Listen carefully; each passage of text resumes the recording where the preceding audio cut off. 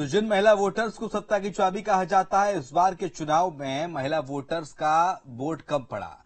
आधी आबादी को साधने की कोशिशें तो खूब हुई, लेकिन उसका असर कम दिखा। अब सवाल है कि महिला वोटर्स की बेरुखी से किसको नुकसान होगा। देखिए रिपोर्ट।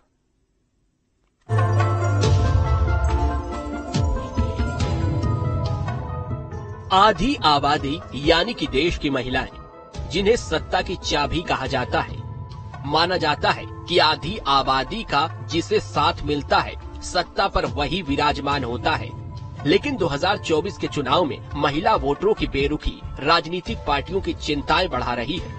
मध्य प्रदेश में जहां पिछले चुनाव में बम्पर वोटिंग महिलाओं ने की थी, तो इस चुनाव में कम वोटिंग दर्ज की गई है।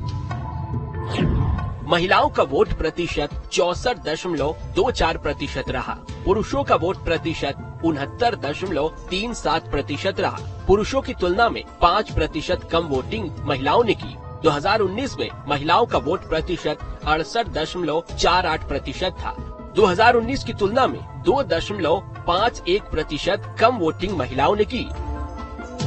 कहा जा रहा है, जिन सीटों पर महिलाओं ने ज्यादा वोट किया, वहां बम्पर वोटिंग हुई। पूर्व सीएम शिवराज सिंह चौहान की विदिशा, दिग्विजय सिंह की राजगढ़ और केंद्रीय मंत्री ज्योतिरादित्य सिंधिया की गुना सीट पर महिलाओं ने पुरुषों की तुलना में अधिक मतदान किया।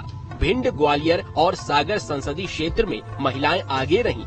केवल बालाघाट लोकसभा क्षेत्र ऐसा है जहां महिलाओं ने पुरुषों की तुलना में अधिक मतदान किया और बाकी सभी सीटों पर महिलाओं का वोट प्रतिशत कम रहा।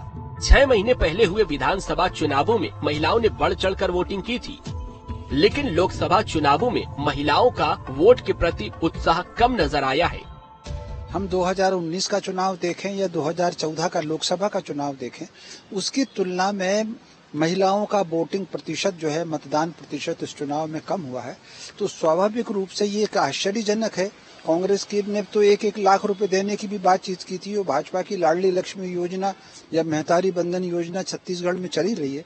उसके बाद भी महिलाओं के मतदान का प्रतिशत कम होना एक बहुत आश्चर्यजनक है। और स्वाभाविक रूप से मतदान का जो प्रतिशत कम हुआ महिलाओं का, इसका ज्यादा नुकसान वैसे तो दोनों पार्टियों को है, लेकिन फिर ज्यादा नुकसान इसमें भारतीय जनता पार्टी की तरफ दिखता है। दरअसल माना जाता है कि 2 बार के चुनाव में महिलाओं ने बम्पर वोटिंग की तो बीजेपी की सरकार बनी। ऐसे में कयास लगाए जा रहे हैं कि महिलाओं की बेरुखी से बीजेपी का वोट प्रतिशत कम हो सकता है।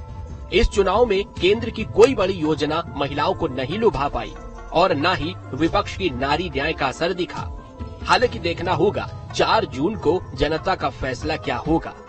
विधानसभा चुनाव 2023 में मध्य प्रदेश की महिला आबादी ने जिस उत्सुकता के साथ भागीदारी ली थी, लोकसभा चुनाव 2023 में इतनी उत्सुकता के साथ महिलाओं ने वोटिंग नहीं की, जिसके कारण कई सीटों पर महिला वोटिंग प्रतिशत काफी कम दर्ज किया गया है। हालांकि अब ये देखना होगा कि महिला मतदाताओं की कम जागरूकता, उत्सुकता और कम वोटिंग प्रतिशत का खामियाजा किस राजनीतिक दल को उठाना पड़ता है।